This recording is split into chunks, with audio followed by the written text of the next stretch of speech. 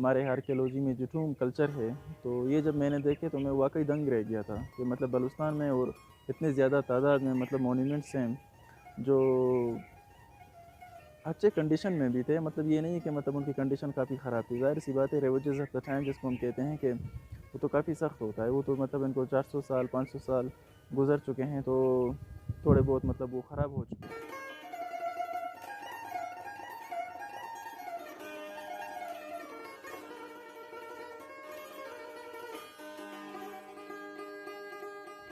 میرا نام شاکر نصیر ہے اور میں یہاں پہ ڈپارٹمنٹ آف آرکیالوجی کا ہیڈ ہوں، اور میرا P H D the cultural set up of ancient Balochistan ہے. جب میں نے ان کو دیکھا تو مجھے جو اچ شریف ہے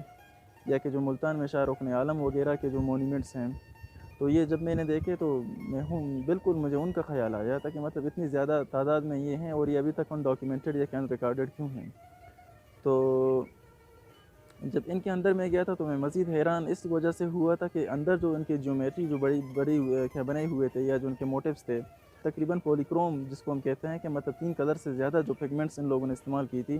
کسی چیز کو ڈپیکٹ کرنے کے لیے، تو ان لوگوں نے جو ایک کیلیگرافی بھی کی ہے اور جو آرٹسٹری اپنی دکھائی تھی ان مونیومنٹس پہ، تو وہ کافی زیادہ مطلب حیران کن ہے ہمارے لیے. اچھا، تو اگر ان کے آرکیٹیکچر پہ میں بات کروں تو ان کا آرکیٹیکچر کافی یونیک ہے. اگر ہم ملتان اسکول آف آرکیٹیکچر کو دیکھ لیں یا جو گندھارا ہارٹ ہے ہم اس کو دیکھ لیں، جو اس سے پہلے بھی ہم جائیں تو کافی مطلب ایک یونیک آرکیٹیکچر آپ کو یہاں پہ ملے گا، جو کہ بلوچستان کے تقریباً جو ایسٹرن بلوچستان سے لے کر یہ جو ہمارے جو ویسٹرن سندھ کی جو باؤنڈریز وغیرہ ہیں یا جو ہمارے ساؤتھرن پنجاب وغیرہ تک بھی مطلب یہ آرکیٹیکچر پھیلی ہوئی ہے. اور بدقسمتی کی بات یہ ہے کہ مطلب اس پورے آرکیٹیکچر کو مطلب کافی نیگلیکٹ کیا گیا ہے کافی سالوں سے. اس کا آرکیٹیکچر اگر ہم دیکھ لیں تو اس کو اگر ہم سوران اسکول آف آرکیٹیکچر کا بھی نام دیں تو ہم غلط نہیں ہو سکتے، جس طرح ملتان اسکول آف آرکیٹیکچر ہے. بریل مونیومنٹل جو ایک ہمارے پاس ایک میوزیم ہوتی ہے تو اس کو ہم یہ بھی درجہ دے سکتے ہیں کہ مطلب یہ ہمارے لیے ایک پورا اوپن میوزیم ہے. اور سب سے مزے کی بات یہ ہے کہ مطلب اس میں آپ کو جو لیٹ جو تغلق آرکیٹیکچر ہے یہ جو ہمارے پاس آتی ہے اور جو ارلی مغل آرکیٹیکچر ہے، ان دونوں کی کنفلوئنس آپ کو مل سکتی ہے. اور اسپیشلی جو ان میں جو ایک جو لیٹ ہمارے پاس جو ایک ساسانیت کی جو آرکیٹیکچر آتی ہے، جو اسپیشلی یہ جو نوشکی خاران وغیرہ دالبندن یا پنجگور وغیرہ کی طرف جہاں پہ ہمیں مطلب زوراسٹرین جو مونیومنٹس ملتے ہیں، تو اس کی آرکیٹیکچر کی بھی ایک ٹچ ہمیں مطلب ان مونیومنٹس پہ ملتی ہے. تو اگر دیکھا جائے تو مطلب یہ ایک الگ سا اسکول آف آرکیٹیکچر ڈکلیئر ہو سکتا ہے اگر اس پہ جو ریسرچ کی جائے، تحقیق کی جائے، اس پہ جو آرکیالوجی کے جو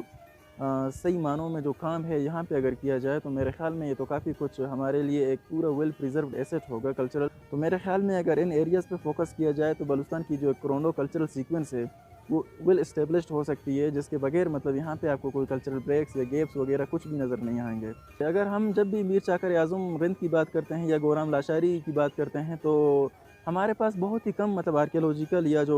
ایتھنولوجیکل ایویڈنسز ہوتے ہیں، ہم کم ہی مطلب ان کو جسٹیفائی کر سکتے ہیں. ظاہر سی بات ہے ان کا تو پورا سارا علاقہ مطلب سبی سے لے کر سوران، گنداوا، کچی وغیرہ ریجن تک مطلب پھیلے ہوئے تھے. تو اتنی زیادہ مطلب مقدار میں قبریں تو ہمارے پاس کبھی مطلب بلوچستان سے رپورٹ بھی نہیں ہوئے ہیں، کیونکہ جس ٹائم مطلب چاکر اعظم یا گورام لاشاری کا جو ٹائم تھا تو یہ اسی ٹائم کے آرکیٹیکچر کو ریپرزینٹ کرتے ہیں، جو نہ کہ کسی ہمیں مطلب کسی ریسرچ پیپرز میں ملتے ہیں، نہ کسی بکس میں ملتے ہیں، نہ کسی مونوگرافس میں ملتے ہیں.